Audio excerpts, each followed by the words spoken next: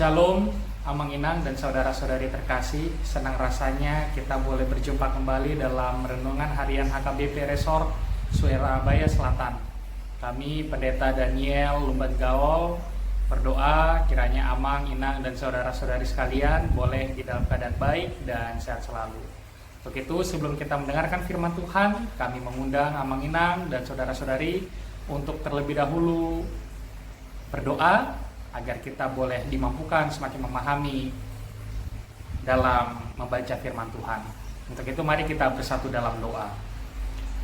Terima kasih Bapa karena pada pagi hari ini Engkau memberikan kebaikan kepada kami, sehingga kami boleh bangkit dari istirahat dan masuk di dalam hari yang baru. Sebentar Tuhan, kami akan mendengarkan firman-Mu. Berkatilah hati dan pikiran kami supaya kami boleh memahami firman-Mu dengan sebaik-baiknya dan menjadi kekuatan serta semangat bagi kami Tuhan dalam berkegiatan di hari ini. Dalam nama Yesus Kristus kami telah berdoa. Amin. Amang Inang dan saudara-saudari yang dikasihi Kristus Yesus, firman Tuhan yang menjadi ayat renungan bagi kita di hari ini didasarkan pada Psalmen 28 ayat 7. Psalmen 28 ayat 7 beginilah firman Tuhan. Jehovah do pargogokku, dohot lobuku, marhapo satu ibana do rohaku, jadi dapotan pangurupion au, asa marolok oluk marohaku, jala pujio ni edekuma ibana. Tuhan adalah kekuatanku dan perisaiku, kepadanya hatiku percaya, aku tertolong. Sebab itu beria-ria hatiku, dan dengan nyanyianku aku bersyukur kepadanya. Demikianlah firman Tuhan bagi kita. Jemaat yang dikasihi Kristus Yesus, ada sebuah ilustrasi yang boleh menguatkan kita di dalam memahami firman Tuhan ini. Alkisah ada seorang pemuda yang mendaki ke sebuah gunung seorang diri. Ia adalah pendaki yang cukup berpengalaman, karena bukan hanya kali ini saja, tetapi beberapa kali ia telah mencoba mendaki beberapa gunung yang ada di negara ini. Ia merasa kuat dan ia merasa yakin karena ia cukup berpengalaman di dalam bidang pendakian. Hari itu cuaca saat ia mendaki terlihat cerah.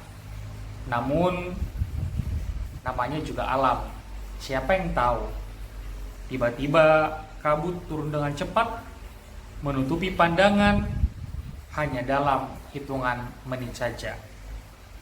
Saat itu ia sedang mencoba turun, pemuda tersebut, namun kakinya terpleset dan kemudian ia terjatuh.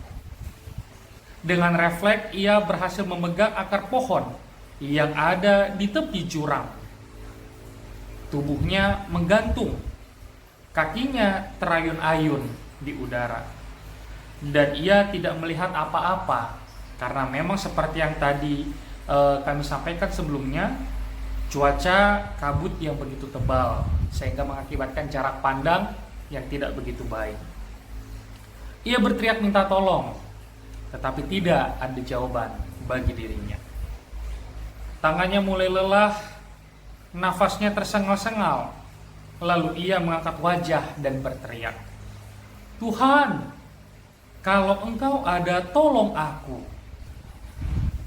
Di tengah kabut, ia seperti mendengar suara yang lembut tetapi tegas, yang seolah-olah berbicara kepadanya, lepaskanlah peganganmu, aku akan menangkapmu.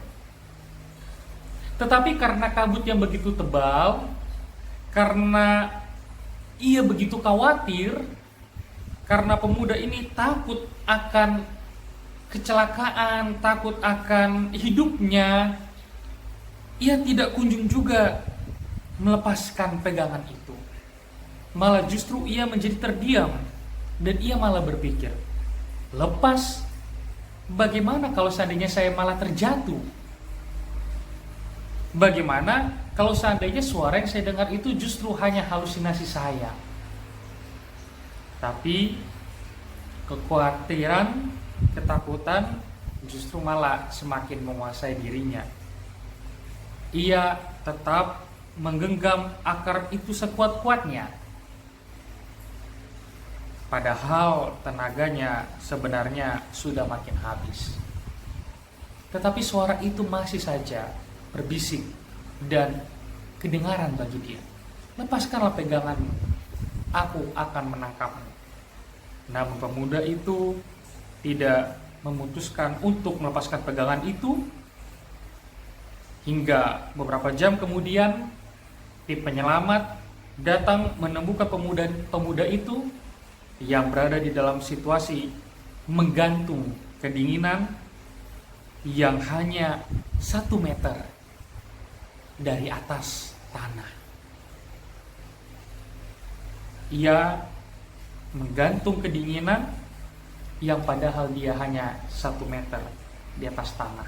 Tapi karena kabut tadi, karena cuaca yang tidak baik tadi, ia khawatir jangan-jangan kalau ia lepaskan pegangan itu ia akan jatuh dan mati. Padahal hanya 1 meter saja dari jarak ia menggantung ke atas tanah. Jika ia mengikuti suara itu, jika ia percaya, ia sudah aman sejak lama. Jemaat yang dikasihi Kristus Yesus, tentu di dalam ilustrasi yang kami sampaikan ini, kami bukan berbicara tentang peristiwa pemuda tadi.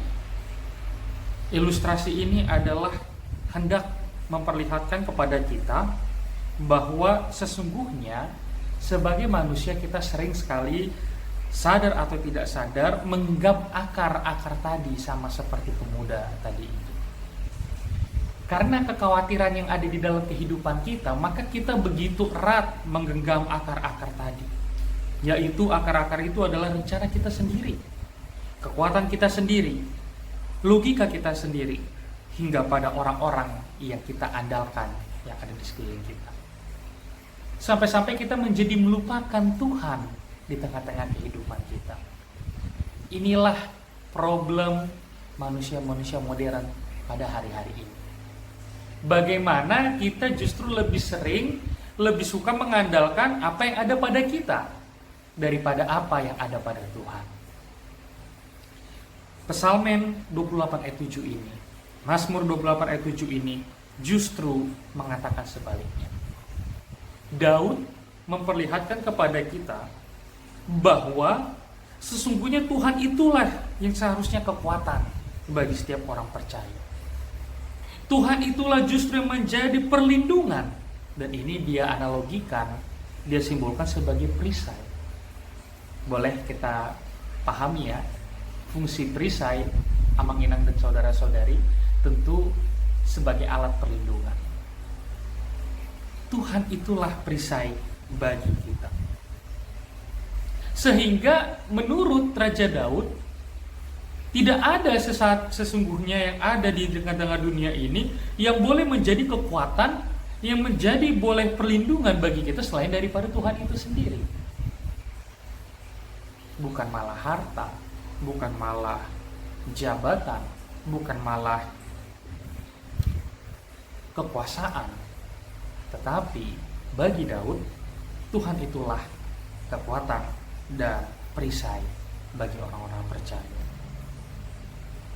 Dan itulah ditegaskan oleh Daud dengan kalimat berikutnya, kepadanya atau kepada Tuhan hatiku percaya.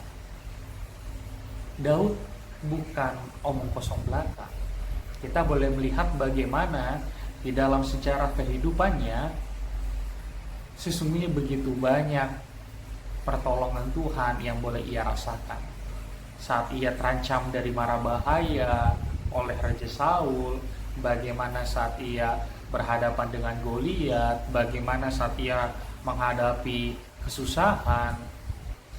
Tetapi bagi Daud, Tuhan itulah kekuatan dan perisai dirinya.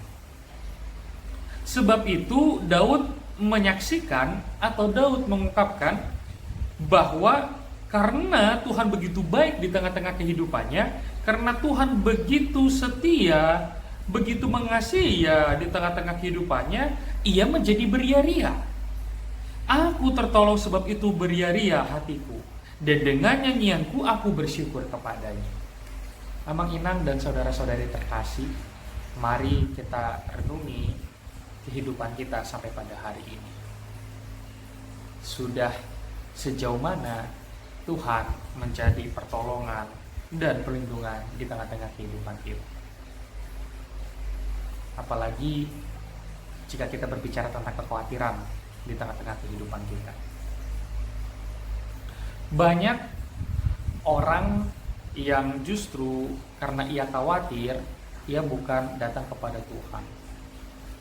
Banyak justru orang yang karena mengalami problem dan masalah, ia bukan malah justru datang kepada Tuhan. Ada yang justru datang kepada orang pintar. Ada yang justru datang kepada orang yang dianggap berkuasa. Ada yang justru datang kepada orang yang dianggap memiliki jabatan, atau bahkan mengandalkan kepada diri sendiri. Tetapi bagi Daud, justru Tuhanlah yang seharusnya menjadi kekuatan dan perisai bagi kita.